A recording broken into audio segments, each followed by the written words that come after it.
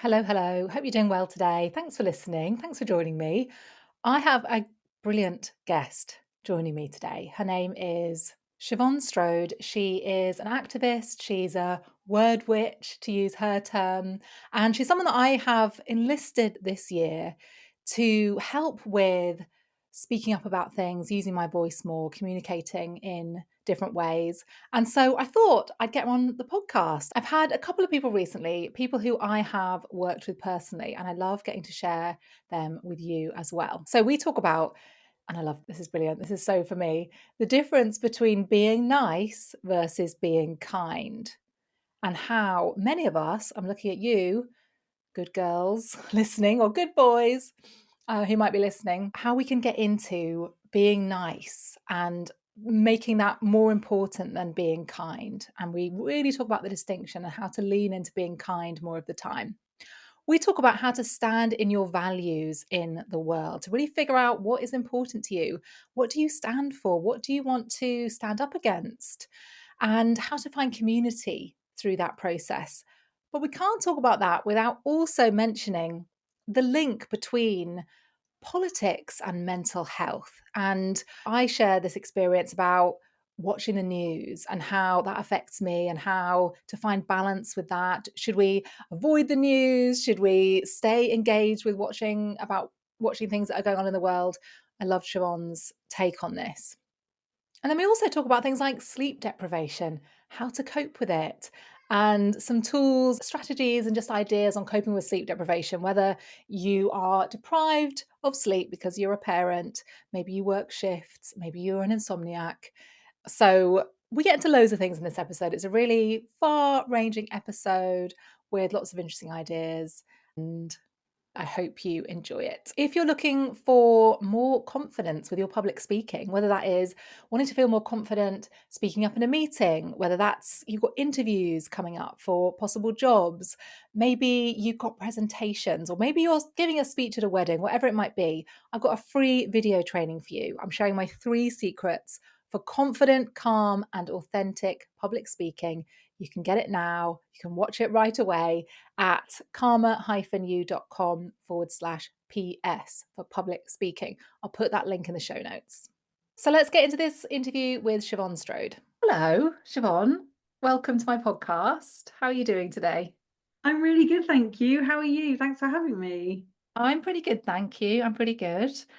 Could you tell us a bit about yourself, what it is that you do, and how you got to where you are today?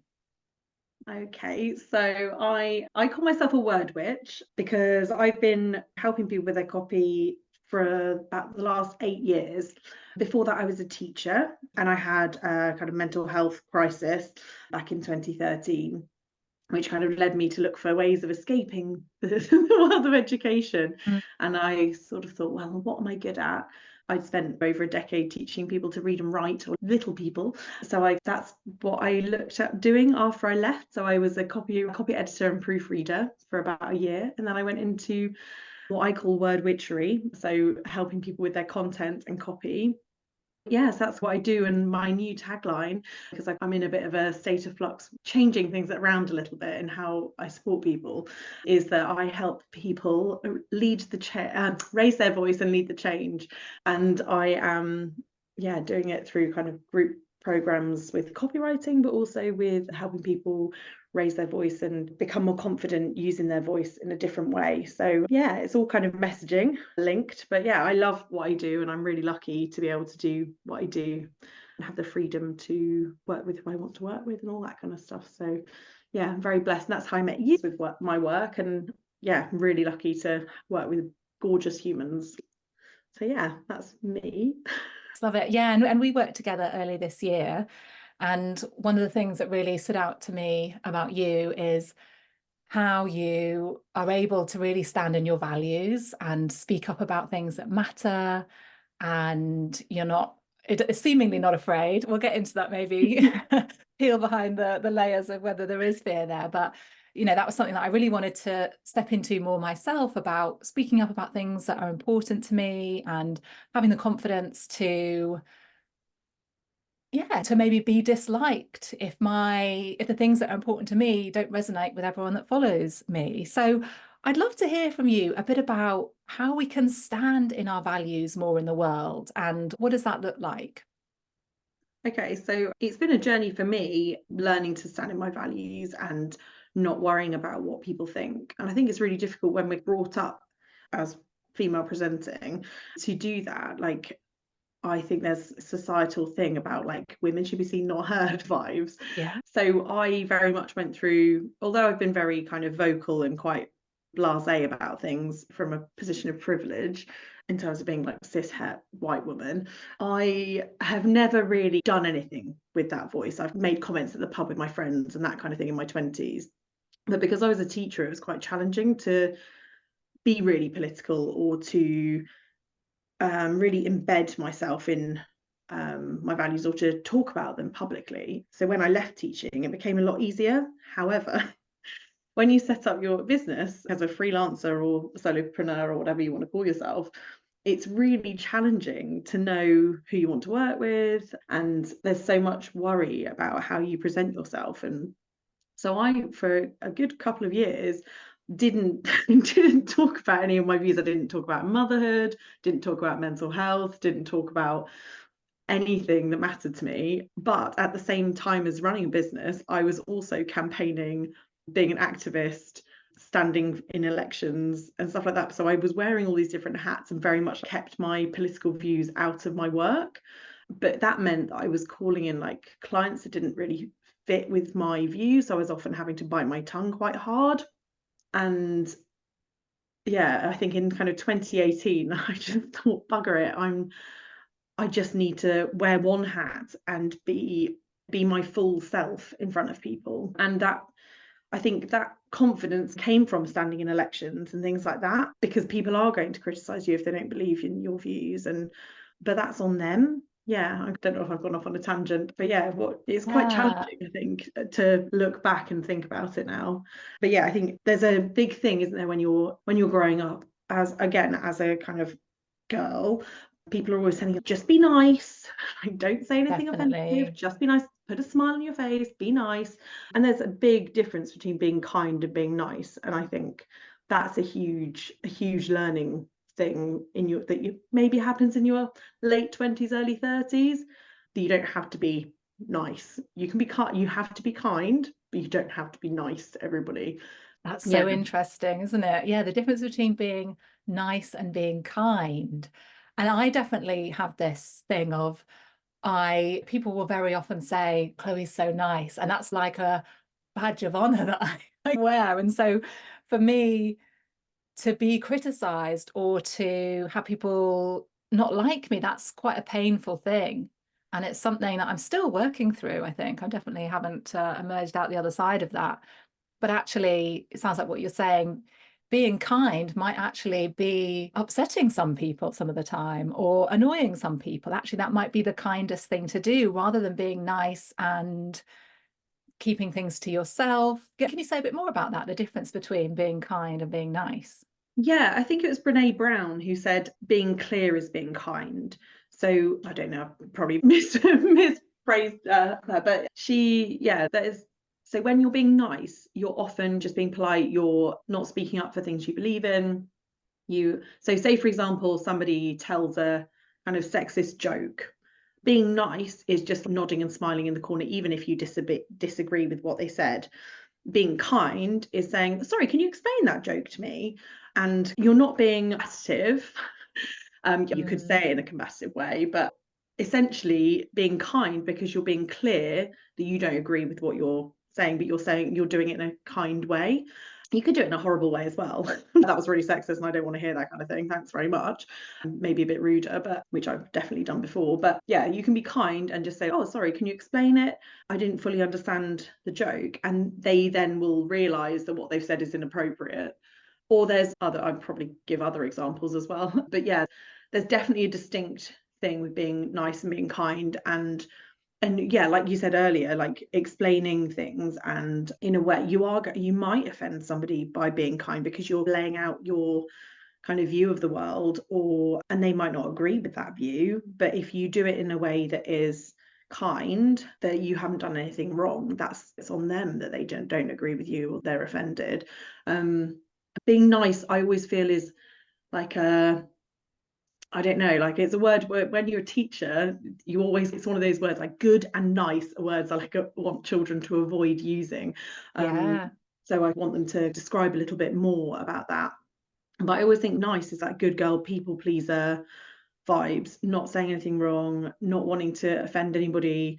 And I think you are definitely kind, not nice. You are nice, but I don't think I would I think you are more, yeah, kind is more your vibe because you've got lovely smiling eyes. And I know we're not recording our video, but I can already picture your face, like you're warm and welcoming, and you've got that kind of, there's nothing underlying, because people who are nice have often got an undercurrent of, Rage. yeah, well, like they're I just kind mean, of there's often a bitterness to that kind of right. Yeah, yeah. nice, polite, clipped. I always think it's quite like upper middle class British niceness. Everybody's passing the Mm, tea round. It's all very polite, but there's an undercurrent of hatred. Like, I don't know. I yeah. like Jacob Rees-Mogg is nice, but he's not kind. Do you know what I mean? Right. Um, Great example. Yeah. yeah, I know. That came to me Yeah. then. I was like, "Oh, passing the tea round." To me, it almost seems like talking about that, like the difference between the short-term niceness of something, where you're keeping things contained and not causing a fuss or not getting into any confrontations, but the long-term ramifications of that are very unkind because you're not raising issues, you're not making changes in the world, Mm. yeah. So I think a lot of us do struggle with the short-term discomfort of something. I know when you Yes. experience anxiety, it's the short-term discomfort can get really blown out of proportion. So we don't Yeah. end up having those difficult conversations or, yeah, or speaking up about things because we're so afraid of that short-term discomfort. When actually, when we look at the bigger picture, actually, if we can have that conversation, then things are going to get a lot better. But yeah, I think Yeah. it's about being okay with that uncertainty and that discomfort. Yeah. And I definitely think that's something that, particularly as, you know, people growing up in the UK, I think that is a societal thing. It's just we are brought up to be like these nice, quiet, and the school system is very much about sit down, put your hand up, only speak when you've got something to say, don't say anything. If you haven't got anything nice to say, don't speak at all, that kind of thing. And actually, do you know, we're not trained to talk about, to give criticism in a gentle way. And although that is something that you do try and do in school, is like 2 stars and a wish for things. So for example, if you're critiquing someone else's artwork, you'd say 2 things that you like about that thing and 1 thing that you think they could have done better or that they might add to that piece or something. Like the um shit sandwich. a bit like a Like, shit sandwich, but it's much more kind of positive. yeah. Yeah, like I work for a leadership coach, and I do some writing for her, and we've talked about the effectiveness of the shit sandwich or the lack of effectiveness of the shit sandwich. But it is, that's being kind, is you're giving them some positives to walk away with, but you're also saying this could be done better, and you're saying it in a kind way. You're being really clear about what it is you want someone to do, or what it is you want someone to change, or that you would like to see, and you reframe it so it's on kind of their onus to get that done, that they've got the responsibility for it. But I just think like we're so used to like putting up and shutting up in this country. We had 14 years of essentially gaslighting from the government. We're so used to, well, that's the best it's going to be. We're nice and we just put up with it. It's such a British thing, I think. Well, if you look at France, they are not nice. Like if a government brings in a change, they're out in the streets, they are burning stuff down. And I wish it was a bit more like that here, especially on my ragey days. I would happily go and burn down things and go to my kind of IRA roots. But I kind of, but that's not very kind. So maybe I'm just toning myself down a bit. But yeah, I'm sorry I've gone off on a tangent. But yeah, I think, yeah, it's really important to remember that, particularly for the long-term effects, is if you can have those conversations with people, and you can, it's like with children, so having conversations about why they shouldn't do things or how we do things differently here, that it's important to have those conversations early on and not ignore behaviors or ignore, for example, if they've seen something on TV and they repeat it, it's important to not let those things go, because that's being nice. You're like, oh, it's fine, they're being quiet, it's fine. Right. Yeah. But like actually being kind and making things better for the future, you access those conversations earlier on. Even with quite small children, you can have quite in-depth conversations. Yeah, I taught reception for years and nursery, and kids are brilliant. They're so good for giving you perspective as well. Anyway, Yeah, another tangent. yeah. I'm wondering about this idea of standing in our values more in the world. And if there are people that are listening to this that want to do that, that are afraid to do that, there are so many reasons why you might not want to be political on social media or in work, very real risks of being ostracized or even losing your job. We've seen people losing jobs or getting attacked online for speaking up about certain things that are going on in the world right now. Do you have any advice for people on that? What are your thoughts on that? So first thing I would say is make sure that you are really clear on what you believe in and what you stand for. So I think quite often when you, particularly when I'm talking about like branding and things with people, there's often a lack of clarity around what do I actually stand for? Like what are my political beliefs? What are my spiritual beliefs? What are my anything beliefs? And I think that's important for people who work in like a job as well, because you then are grounded in those beliefs. And so when someone's having that conversation, you've got that little bit of, well, that's not what I believe in, so I can speak up a little bit more. But you're right, there are real consequences to things like we've seen it happen quite a lot over the last 9-10 months. And fairly recently there was a woman sacked from Waterstones for speaking out on her social media about one of the authors that were being publicized by Waterstones, and the author was transphobic basically. And this woman got sacked from Waterstones. She's a Instagram, who likes books, I don't Right. know what the phrase is. She spoke up about that because that's something she believes in. And I don't think it's okay that she lost her job. And there was a similar incident with Brewdog when an employee, kind of an ethnic minority employee, complained about the fact that the far right were having a meeting in one of their pubs, and she got the sack. So I think there's something there about, I think when you form a collective within your workplace and you have a look around and see if other people have similar views to you. So for example, if you know that 6 people at your work also went on a Palestine march recently, having a conversation with them and saying, could we all put pressure on our company to divest from investing in Israel, for example? Or could we make sure that we protect each other? So if one of us gets a disciplinary, could we, is it essentially like a form of unionizing, but without having a union rep, but having that kind of collective action. So, and the solidarity. So if somebody did get called in for a disciplinary because they wore a pin, whether that's an LGBT pin or Palestine pin or whatever it was standing up for,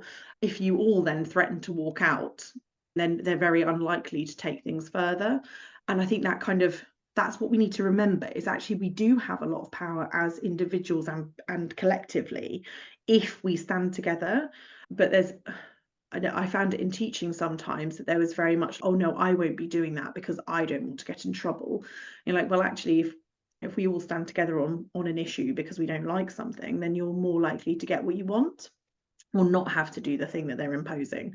Yeah, so that's the first thing, is to create some sort of community around the issues that you want to stand for or the values that you have. So for example, if your workplace there's something unethical going on, having like casual conversations with people at the pub after work and seeing where people stand on, did you notice so and so was doing this, what could we do about it, instead of just keeping things surface level and talking about the weather in a very British way or whatever.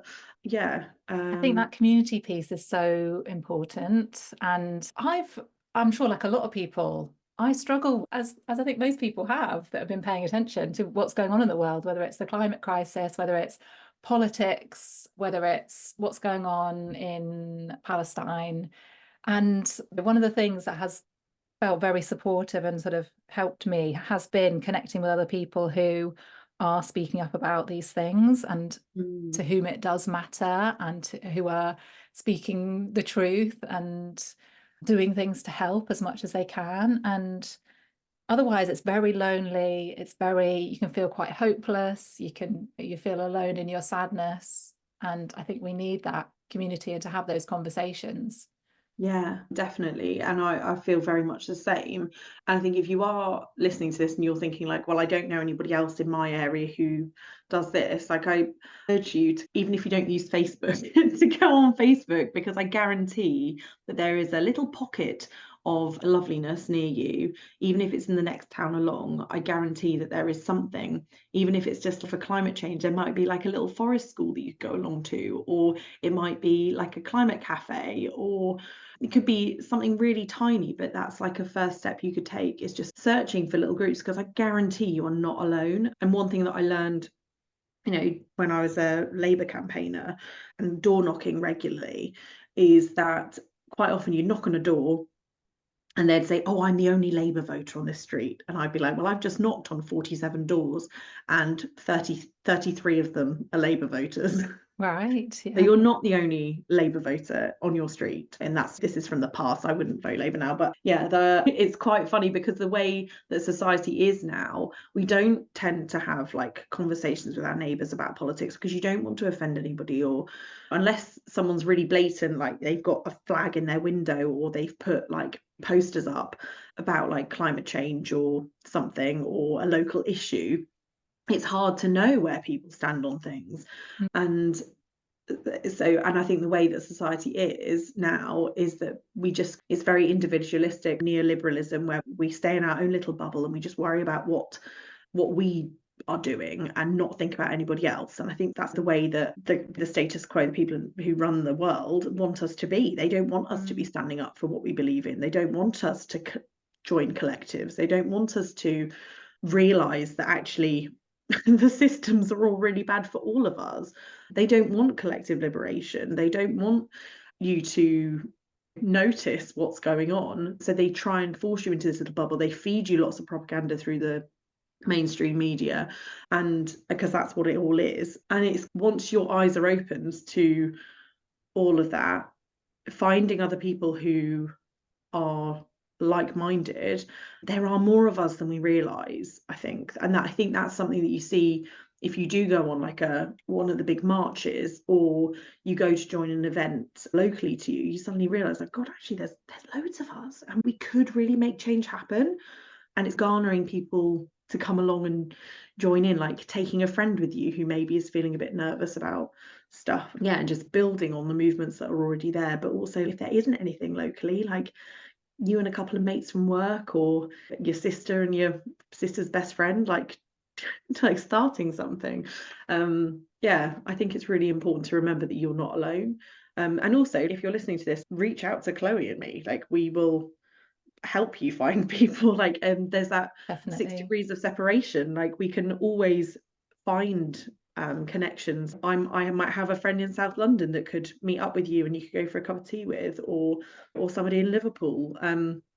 Yeah, so I don't know, that's the community is Yeah. so important. Definitely, yeah. And I love going to marches. I have to say, I've taken my son to quite a few, and he loves it as well. He's got his little slogans that he likes to shout out at, Oh, like, lovely. when he's going about his day. He likes to repeat things, which is quite hilarious. And you do meet lovely people, and you feel less alone, and you feel like the world is less of a dark place where no one gives a shit. And Yeah, that so, hope, yeah, that that's one sense thing of that I love hope. to do. Oh, sorry. Sorry, go ahead. Oh, no, sorry, I just spoke over you. I just got very excited. That feeling of hope when you go on like a march, or you go to a rally or something, and that kind of solidarity that you feel, it's actually really emotional and quite overwhelming sometimes. Like, I have definitely cried on those marches as well, because suddenly am like, I'm not alone. Like, everyone here feels like this.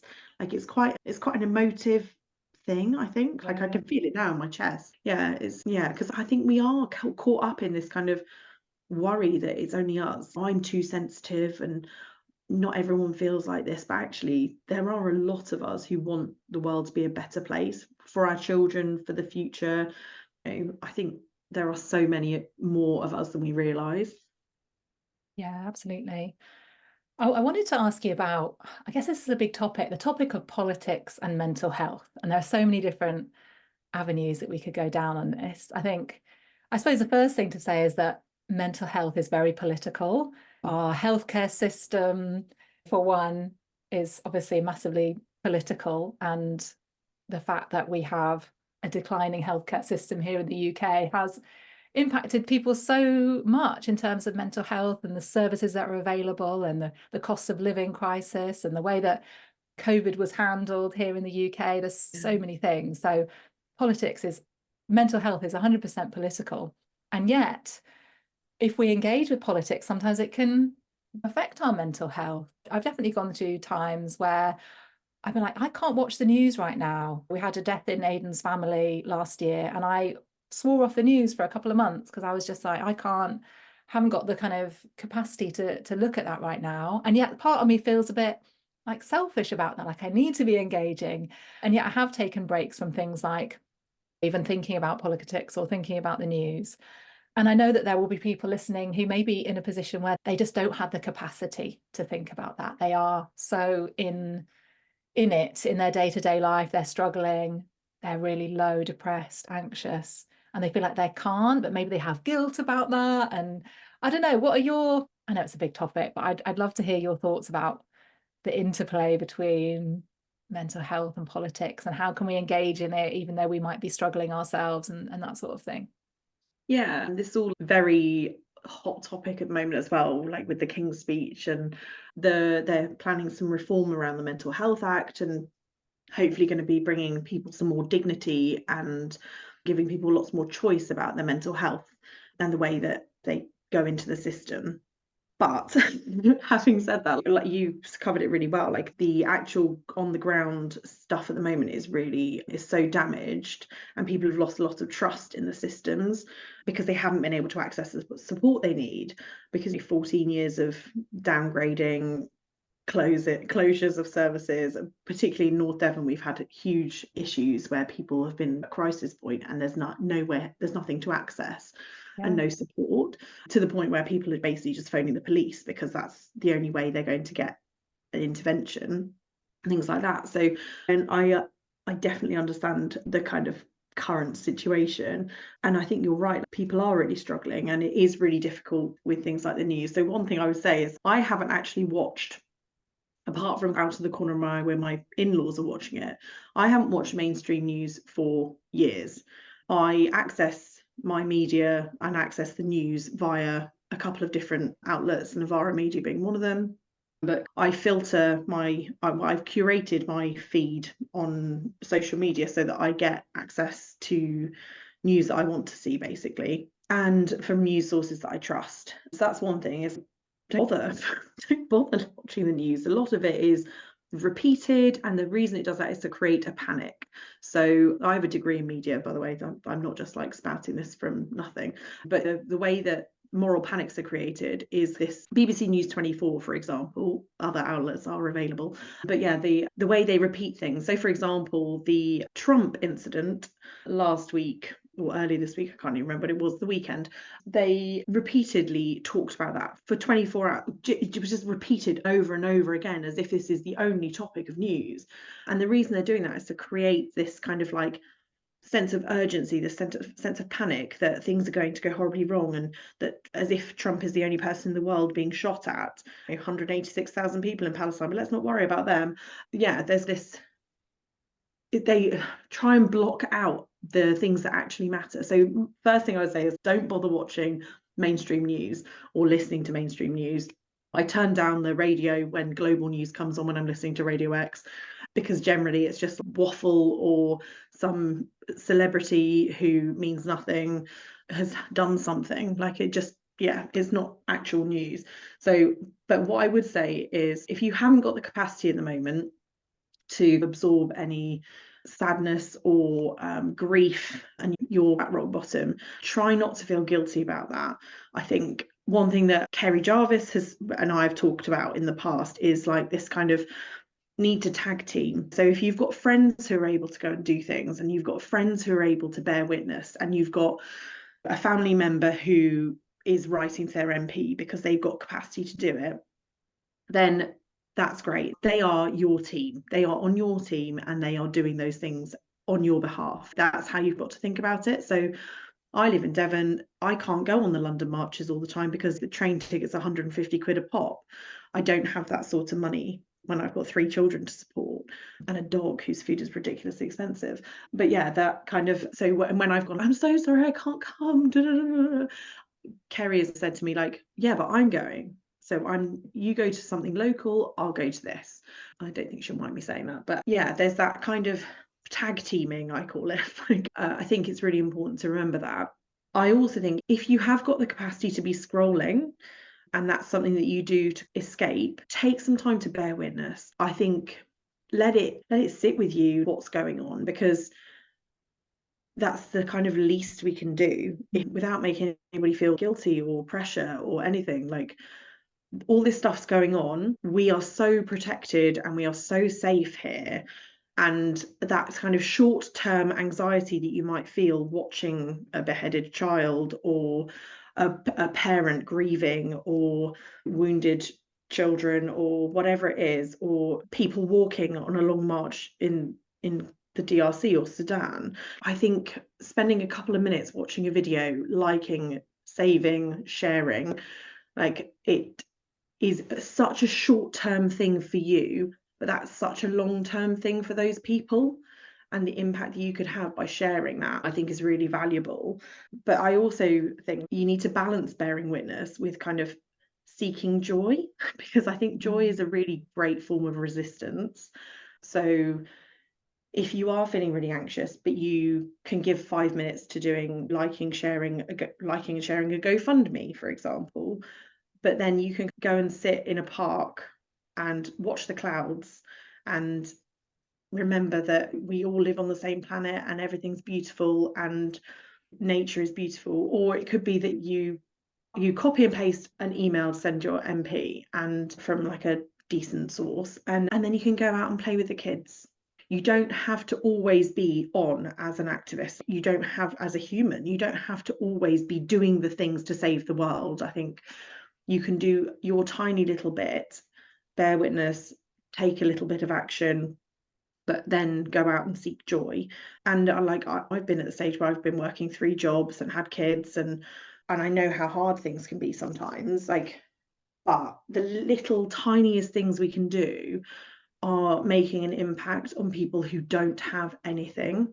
So I think that's really important to remember. But then also, if you are someone who is going on the marches, writing to your MP, taking action, supporting people in your local community, you're doing all those activist things, it's really important that you actually take days off and rest, because you will burn out. I know, like, 2018 was a massive burnout year for me. I ran 2 marathons in 2 weeks, was also standing in election campaigns. I was running an education campaign. I was fundraising for the school. I was doing all the things. And in the May, I like crashed massively and massively burned out. So, and when I just saw Michaela Loach speak this week, and she was saying that when she does like an event, or she goes to, so for example, she was at the Shell shareholders meeting a few weeks ago, and she took the day off the day after, and she was on Newsnight, and she took the day off the day after Newsnight because she knew that she would have what I call a vulnerability hangover. She was calling it something else, but you need to block out that time, Yeah. rest and recuperate, so that you can then do it again. Yeah, I think it's really important to remember that not everybody can give the same amount as everybody else, but everyone is doing their best. And also not to call other people out on things, and to remember to be kind, because you don't know what other people have got going on. You don't know who's got chronic fatigue. You don't know who has a hidden disability. And some people are much more able to do it than others, but everyone's doing their best. And I think that's important, is if you're doing a little bit, that's what you can contribute, like by just seeing 2 videos on Instagram that someone's posted about how they're surviving, or you read one article and shared it. That's what you can do, and that's the best you can do, and that is what it is, and there's no need to feel guilty about that. I think that's really important to say as well, is just not to criticize other people's contributions. Yeah. So like Yeah. get off my high horse. That's a Um, great point. Yeah, I think. And the thing that's coming up for me when you're speaking is I'm just thinking about those moments. I remember when October 2023, was it? When everything kicked off, obviously, not kicked off, but this latest bout of violence in yeah. Israel and Palestine. I remember feeling really annoyed that someone had shared a very horrible graphic video from what was happening in Gaza. I felt annoyed at first. And then I had this realization that feeling of horror, heartbreak, anger, like I needed to feel that in order to do something about it. And I think Mm, quite a lot in the past, I'd had this attitude of, and I think a lot of people, certainly a lot of people in the kind of wellness space or coaching or people that consider themselves spiritual, as I do, there can be a sense that we don't want to bring ourselves down, don't lower your vibration, don't mm, bring negativity into your life because that's not going to help you. And I've really had this realization that I need to have that to bring that fire to take action, to share something. And if that means me feeling crying at what I'm seeing and feeling horrible and not sleeping that night, then that is not a big price to pay in the big scheme of things if it's getting me mobilized and getting me maybe, I don't know, inspiring other people to speak up about things, which is something that I've heard a lot. So yeah, and I think don't necessarily, if you do feel like you have the capacity, I think for people listening, don't shy away from the heartbreak and the negativity of it, because actually that we can catalyze, I don't know if that's the right word, we can use that as a catalyst to change things. And I think we do need that. We look at the yeah. climate crisis, for example, we are sleepwalking into complete disaster because we're not anxious enough about it, frankly. We're not scared enough, I think, No. as a culture, as a society. And so, yeah, I think we need to engage with it more, basically. Yeah, I agree. And I think this week's been really interesting seeing the truth, the whole Truth Five being sentenced for having a Zoom meeting. For people who don't know what that is, that's Just Stop Oil, isn't it? The organization here. Yeah, so as much as I don't necessarily always agree with tactics, I don't believe that people should be getting sentenced to 4 or 5 years in prison for having a Zoom meeting discussing action that they could be taking and planning some action, which is insane. That and actually I think it's really important to notice how our rights for protest are being eroded, because we can witness and we can grieve, but like you said, like the action taking is important. And these are people who really do stand in their beliefs, and they want people to notice and to wake up to what's going on, because like you said, we're sleepwalking into this kind of climate crisis, and we have been for the last 30 years, and the powers that be don't want us to wake up from it. So Just Stop Oil and other kind of climate action groups are taking these kind of, yes, they're disruptive, but they are they're taking action to show us what's possible, by just taking a little bit of action. And I am really concerned by the sentencing of these people. They've got quite the age range and background range, and it's really fascinating to me that these people hadn't actually done anything that they've been sentenced to. And they've Right. actually got longer sentences. I read something horrible this morning about a man who'd done something quite atrocious and got a 12-month suspended sentence. Mm. And you're thinking it just makes no sense to me. But yeah, we need to be really observant and notice and speak up about these things, because if we all stay silent and nice and we nod politely while our rights are being eroded, our right to free speech and our right to protest, they, even with the new government, these things, sorry, I sound like a conspiracy theorist, but I'm like, the status quo, the people upholding the status quo, the 1%, they don't want us to speak up about things. And so yeah, it's really important that we find our communities and speak up, and when we notice things that are going on that aren't right, that we talk about them. Yeah, so sorry. I think it's quite powerful to see what's going on, and certain people speaking up. Chris Packham was speaking up yesterday outside the courts, and a few others as well. Yeah, I just think we can all do our little bits, writing to our new MP, that kind of thing. So yeah, sorry, gone on a tangent again, Chloe. Sorry. Absolutely. Yeah. No, I guess shifting gear a little bit for my sort of last question that I was going to ask you. And this is a question that I often ask my guests. What is one thing that you are struggling with right now? And what are you doing to handle it or to move through it or to support yourself? I think the main thing that I'm struggling with at the moment is sleep deprivation. So I have a 15-year-old and a 10-year-old, but I also have a 2-year-old, and the 2-year-old and sleep are not pals. So I and this is obviously like impacting my mental health, it's impacting my ability to work, it's impacting like every aspect of my life. And so what I'm doing to work through it is I'm trying to plan my weeks so that they're a bit more spacious, not making myself do too much basically because I can't do it, or I do the things badly because Yeah. I'm so tired. So making sure that I've got like the childcare I need. Again, that's a massive privilege, I know. But even if you haven't got, if anybody is suffering from sleep deprivation, if you've got a friend who could just have your small person for half a day so that you can go and have a nap, because that's what I'm doing, is essentially like napping when I can and just resting and allowing myself to be. Because I have ADHD and I have restless leg syndrome as part of it, but it's this I just need to be doing all the time. I can't seem to let myself just sit sometimes.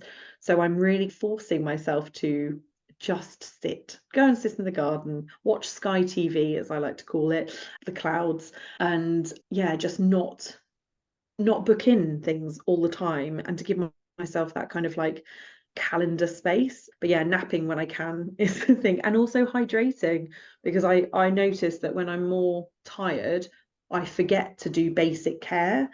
So yeah, I don't drink enough water. In fact, I did it yesterday. I was really tired yesterday, and I noticed that I'd only drunk tea. And then I had a cider in the evening, and I thought I got to bed, and I thought, did I drink any water today? No, I haven't drunk any. I literally drank no water. So I made a note on my notepad this morning. I was like, drink water, and that's the first thing I did when I got up, was have a drink of water, because I know that's going to help me in the long run with the sleep deprivation and help me cope better, and my brain won't be quite so fuzzy. But yeah, and also taking a break from scrolling as well, because that when you're sleep deprived, you can spiral into that kind of doom scrolling, but also, yeah, it can just bring on other, because it's your kind of mental health is a bit more vulnerable when you're tired. You're more of an Definitely. expert in this stuff than I am, but yeah, I notice in myself that if I don't look at my phone when I'm feeling like this, or I don't look as much at my phone, shall I say? Yeah, I'm much better. I don't tend to sit and cry, for example. Yeah. Yeah, I don't I know, really but feel yeah, like I'm we need doing to okay with it. normalize more naps in the day Yes. because I Yeah. noticed in myself, like yesterday, I had a bit of a nap. Well, it wasn't really a nap. I lay down and listened to something relaxing. But I really have this resistance to doing that because I had some childcare and I was really tired. I wasn't effectively working. I was just doing really ineffective, like clicking between different things, like not very focused at all. And yet, and I did eventually go and have a lie down, but I did have a sort of mental tussle about that because of this sense of needing to be productive, needing to be making the most of childcare time and that sort of thing. And I think we need to all just talk about naps and normalize it more so that we can give ourselves permission to do that because it's an investment in our mental health. It's an investment in our ability to focus, to be able to do that. And Yeah. I don't know if you've seen this, but there's like a trend, or I don't know if it's a trend, but there's a lot of videos on TikTok. I don't know if anyone else is getting sent these videos on TikTok about how women need a lot more sleep than men. And it was like, I think the videos that I was seeing were women actually need 9 to 10 hours of sleep. And I haven't actually been able to find the science behind this. People on TikTok are citing some study, but they're not actually naming what study it is. And I was able to find one study that found that women need about 20 minutes more sleep than men. And they reckon that's to do with the fact that we're more multitasking. So our brains use up more energy and also because of our hormones, and that could cause us to need more sleep. But interestingly, I did a poll about sleep on my stories the other day and just asking people, how much sleep do you need? Do you need 9 hours plus, 8 hours, or less than 8 hours? And 55% said they needed 9 hours plus. And I Oh, think it that's was something like good. 11% needed less than 8 hours, and the rest were 8 hours. And I thought that was interesting because I think I do need 9 hours. I don't usually get 9 hours because I have to go to bed at probably like 8 o'clock if I want to get actual 9 hours sleep. But it's interesting, like how we could be not getting enough sleep, maybe as women. Yeah, I think maybe we're all slightly sleep deprived. Yeah, and I think there's a difference, isn't there, between knowing what you can cope with and what you, in an ideal world, need. So Yeah, yeah. I know I can cope on 2.5 hours sleep, but I need 9. I can't even remember the last time I had 9 hours sleep, Mm, if I'm totally honest. Oh no, I probably can. I think it was when I stopped breastfeeding and ran away for a weekend in April. So that's, yeah, I probably got about 9 hours then. But yeah, I definitely think there's a difference between what we can cope with, and I think sometimes yeah, women go into that martyrdom, don't they? It's, I can survive on 5 hours sleep a night. I'm yeah, yeah. great, but the cumulative effect, I think that's what you notice when you've had kids, is it's the cumulative effect. Like I Mm, can go out in my 20s, I would go out, I'd work till 2 o'clock in the morning, and then I'd go out partying afterwards, and then I'd get up at 7 o'clock in the morning and go to uni. And I was fine, but it's the cumulative effect of 2.5 hours sleep on a Monday, 3 hours sleep on a Tuesday, 4 hours sleep on a Wednesday, then back to 2.5 hours. It's the fact that by the end of the week, you've only had 22 hours sleep, um, yeah. that it builds up. And that Gosh. was one thing somebody said to me when I was pregnant with my third son, was like, build your sleep up before you have him. So I basically made sure I was getting as much sleep as possible. I was sleeping for kind of 9, 10 hours, because my older children just sleep. They do sleep. They do eventually sleep. But also, this is a bit of solidarity and hope to people. They do eventually sleep. But yeah, I was building a sleep store so that I could then cash that in Mm, post-birth, postnatally. Yeah, and it definitely worked. I felt so much more refreshed because I had like a bank of sleep. Um, that sounds really silly now I'm saying it out loud. interesting. It's a thing. But yeah, I think if anyone is struggling with sleep deprivation, like definitely nap. And the optimal nap is something like 26 minutes long or 25 minutes long. Um, Okay. so like I stupidly pay for the Calm app and it comes out of my account every year. And I'm like, damn, should probably cancel that. But the one thing I do use that app for is the sleep part, the napping. There's one nap thing that I listen to, and it's like bird song sends you to sleep, wakes you up to bird song after 25 minutes, and it's just the perfect amount of sleep. Like I can get up and I can go and be, in inverted commas, productive, and I feel refreshed. So yeah, if you can set your timer and maybe like send yourself to sleep with a audiobook or whatever it is you that helps you sleep, yeah, definitely build up some sleep with some naps. Yeah. A lot of my hypnotherapy recordings are about 25 minutes long. So that's good to know that that's a good napping length for Yeah, people listening to those. that's So awesome. can you share a bit about how people can find out more about you? Yeah, so you can go to my website, thissisterscribes.com, which is a really easy website to say when you've got a lisp. And you can come and find me on Instagram at This Sister Speaks. I've got a group copywriting program starting in September, and also I'm doing my second round of This Sister Speaks. Yeah, I'm around all summer, so come and hang out with me. I run a body doubling club, so if you struggle to get things done because you procrastinate, you can come and hang out with me there. But yeah, that's kind of me. Awesome. Thank you so much for this very, very interesting conversation. Thanks for having me, Chloe. Really appreciate it.